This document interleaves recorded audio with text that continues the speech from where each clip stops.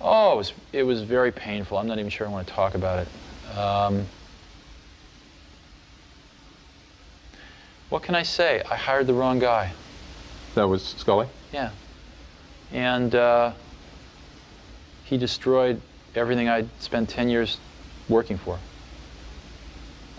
Starting with me, but that wasn't the saddest part. I would have gladly left Apple if Apple would have turned out like I'd wanted it to. He basically got on a rocket ship that was about to leave the pad, and the rocket ship left the pad, and it kind of went to his head. He got confused and thought that he built the rocket ship. And then he kind of sort of changed the trajectory so that it was inevitably going to crash into the ground. Well, it was always in the pre-Macintosh days and the early Macintosh days, it was always a Steve and John show. You know, you two Right. were kind of joined at the hip for That's a while right. there. And then something happened to split you. What was That's that? correct. What was that Well, catalyst? what happened was that the industry went into a recession in late 1984. Sales started seriously contracting. And John didn't know what to do. He had not a clue. And there was a leadership vacuum at the top of Apple. There were fairly strong general managers running the divisions. I was running the Macintosh division. Somebody else was running the Apple II division, etc. There were some problems with some of the divisions. There was a person running the storage division that was completely out to lunch, and a bunch of things that needed to be changed. But all of those problems got put in a pressure cooker because of this contraction in the marketplace. And there was no leadership. And John was in a situation where the board was not happy and where he was probably not long for the company.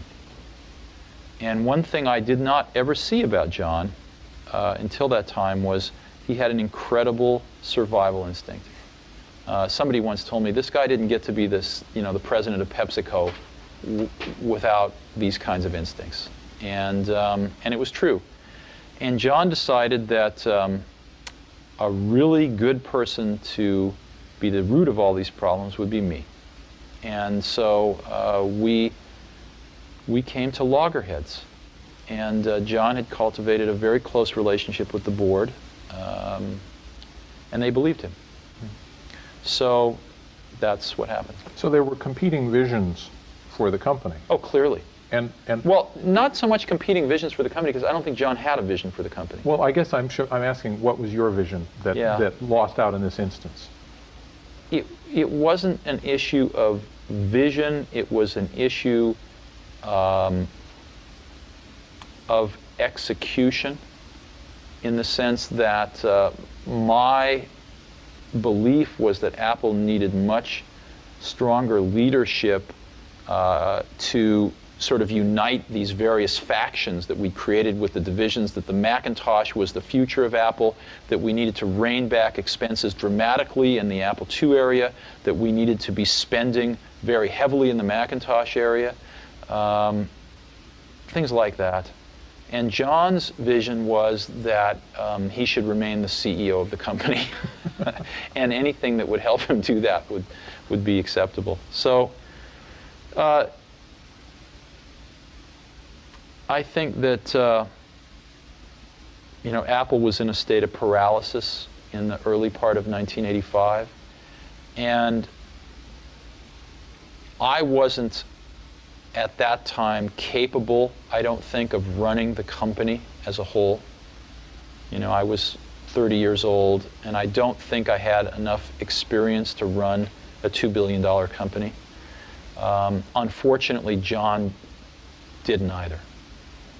And so anyway, I was told in no uncertain terms that there was no job for me. It was really, really tragic. Siberia. Yeah, it would have been far smarter for Apple to sort of, let me work on the next. I volunteered. I said, why don't I start a research division? And, give me a few $1 million a year, and I'll go hire some really great people, and we'll do the next great thing. And I was told there was no opportunity to do that. Oh, wow. So, and my office was taken away. It was. I mean, I'll get real emotional if we keep talking about this. So anyway, but that's irrelevant. I'm just one person, and the company was a lot more people than me. So that's not the important part. The important part was the values of Apple, over the next several